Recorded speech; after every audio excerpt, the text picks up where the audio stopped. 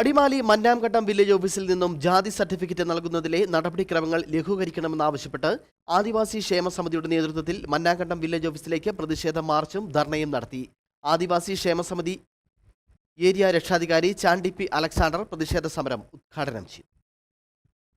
Adimali മന്നാംഘട്ടം village ഓഫീസിൽ നിന്നും ജാതി സർട്ടിഫിക്കറ്റ് നൽകുന്നതിലെ നടപടിക്രമങ്ങൾ ആദിവാസിയിടങ്ങളിലെ ആളുകളെ വലയ്ക്കുന്നുവെന്നാണ് ആദിവാസി ക്ഷേമ സമിതിയുടെ ആക്ഷേപം. ഈ നടപടിക്രമങ്ങൾ ആദിവാസി സമൂഹത്തിന് വലിയ പ്രായോഗിക ബുദ്ധിമുട്ട് സൃഷ്ടിക്കുന്നുവെന്നും പരാതി ഉയരുന്നു. ഈ സാഹചര്യത്തിലാണ് ജാതി സർട്ടിഫിക്കറ്റ് നൽകുന്നതിലെ നടപടിക്രമങ്ങൾ ലഘൂകരിക്കണമെന്നാവശ്യപ്പെട്ട് ആദിവാസി ക്ഷേമ സമിതിയുടെ നേതൃത്വത്തിൽ മന്നാംഘട്ടം വില്ലേജ് ഓഫീസിലേക്ക് പ്രതിഷേധ മാർച്ചും ധർണയും സംഘടിപ്പിച്ചത്. ആദിവാസി ക്ഷേമ സമിതി അടിമാലി ഏരിയ രക്ഷാധികാരി ചാണ്ടി അലക്സാണ്ടർ പ്രതിഷേധ സമരം ഉദ്ഘാടനം ചെയ്തു. താഴെക്കണ്ട വേലിയന്മാർക്ക് എത്രയോ കിലോമീറ്റർക്ക് അകലെയാണ്.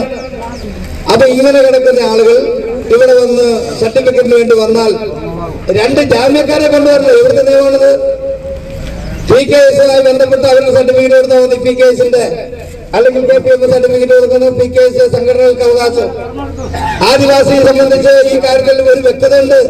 എന്തുകൊണ്ട് ആദിവാസി ജനവിഭാഗങ്ങളിൽ ഇനി കൺവെർട്ട് ചെയ്യപ്പെട്ടു പോയാലും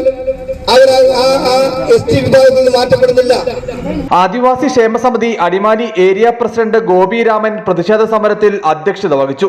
area secretary MR Deepu, CD Shaji, TK Sudesh Kumar, CD Augustine തുടങ്ങിയവർ സംസാരിച്ചു. News bureau, Adimali.